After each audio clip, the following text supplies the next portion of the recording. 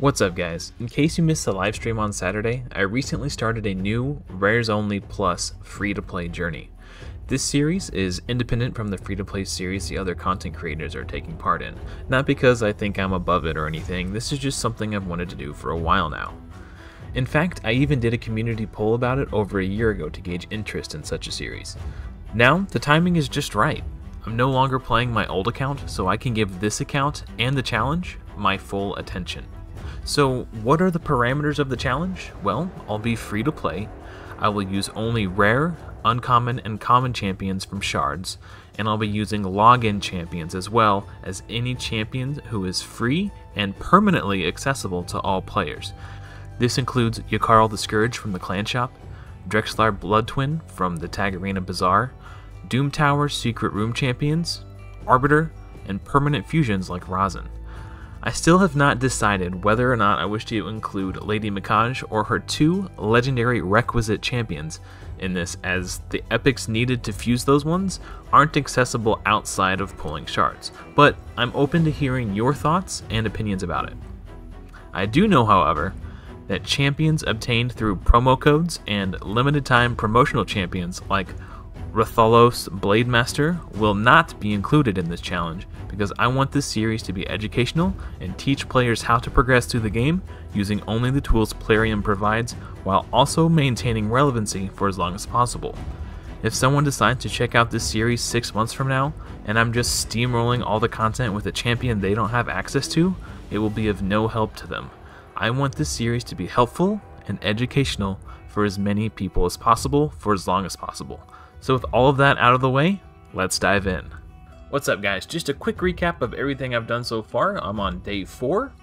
I decided to choose Aethel as my starting champion, not because I think she's better than Kayle, but because with this challenge specifically, she is the only rare in the entire game who has a 100% chance to land the big version of Weaken, once her A1 is fully booked, that is.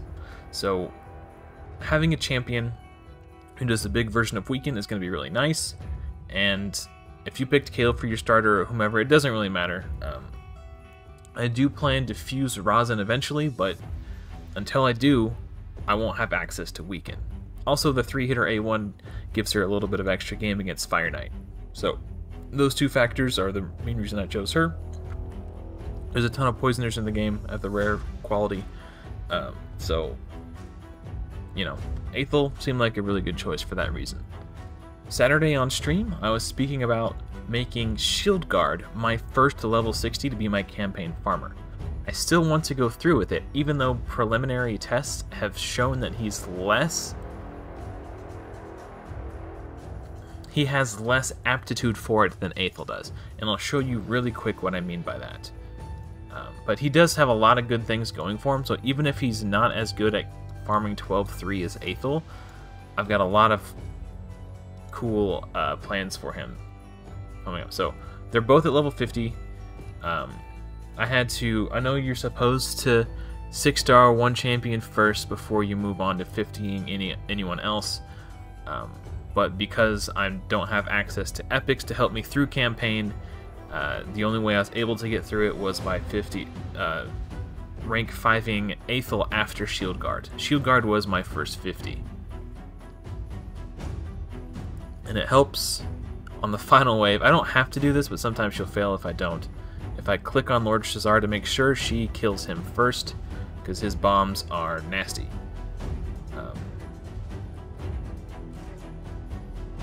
But her being strong affinity to these enemies makes it so she's less likely to die when they hit her. So she does do it. He only has 90% crit rate, so it's not perfect, but against the against the Force Affinity enemies in 12-3, he will still crit because of the affinity bonuses he gets. So just to show you quick, he can do it. Sometimes he fails. He actually fails more frequently on 12-3 than Aethel, which is why I've been using Aethel. But he can do it, and I'm hoping he does the cool thing. But his A2, because of whenever he crits, he gets a 20% turn meter boost for each enemy who he landed a critical hit against. and that combined with the mastery, oh, what's it called? Cycle of Violence. Yeah, so he can do it. He will occasionally die.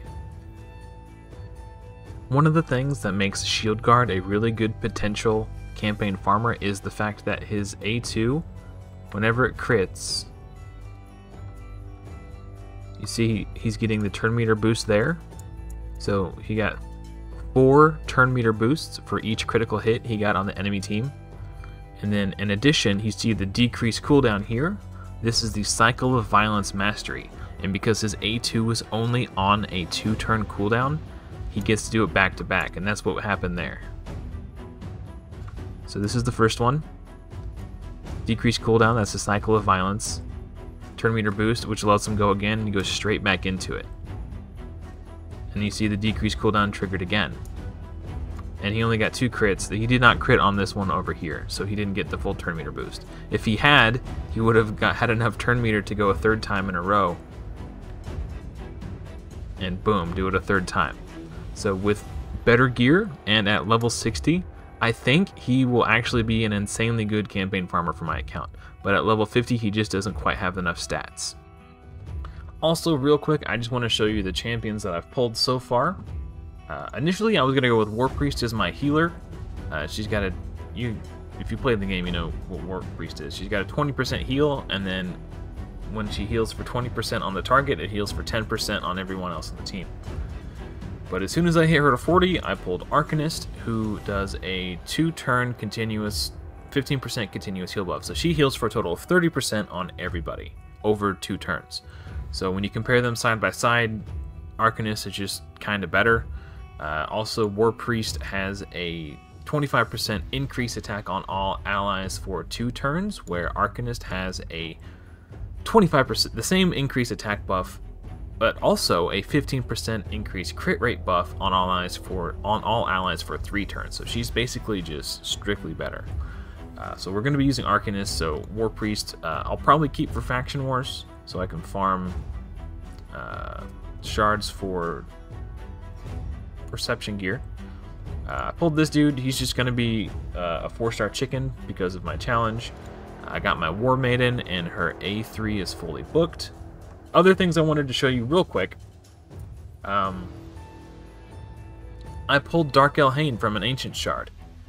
Now, Dark Elhain is technically within the parameters of the challenge because she is a log and reward champion. However, I'm not convinced that it would be fair if I used her now. So let me know what you think. Should I use this copy, or should she just be a 4-star chicken, or should I save her to use her as in my Faction Guardians? I'd like to know what you think is fair and what you think I should do. Also, notable pulls, I've got Painsmith, which you're probably like, who the hell is Painsmith? Nobody uses Painsmith. I'm going to use Painsmith because it's a rare only challenge, and I don't have Phoenix to do block revive on the Ice Golem ads. However, I have Painsmith to do block revive on the Ice Golem ads.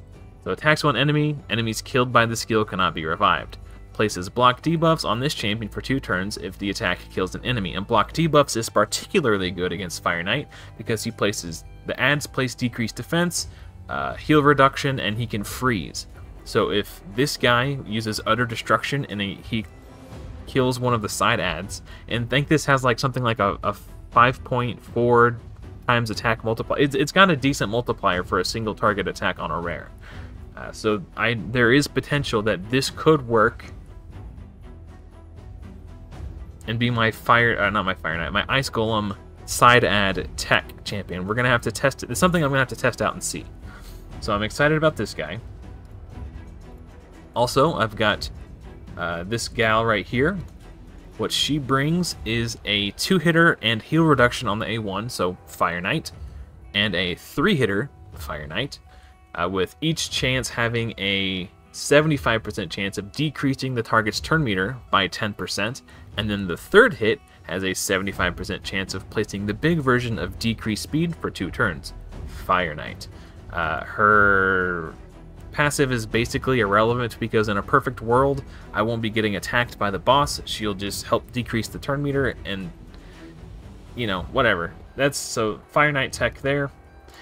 And then obviously we have Hellborn Sprite, the buff extender, who places the weekend. So this could potentially be my buff extender when I'm ready to build a 2-1 team for Clan Boss. We have Abyssal, who does increase defense, increase attack, the small versions. He's got a heal and an AoE A1 block buffs. So I'm probably use him for Hydra. And I'm just saving this guy for Faction Wars. He doesn't really do anything particularly special. I just remember thinking, I'll use him for Faction Wars. I think that's it. I'm just keeping my Fusion Champions over here to get until I get Rosin. And that's all I got going so far. So that's basically everything I've got going on this week. Even though Aethel is currently better as my campaign farmer at level 50, I'm still going to make Shield Guard my first level 60. I've got a lot of high hopes, and I'm excited to see what he can do.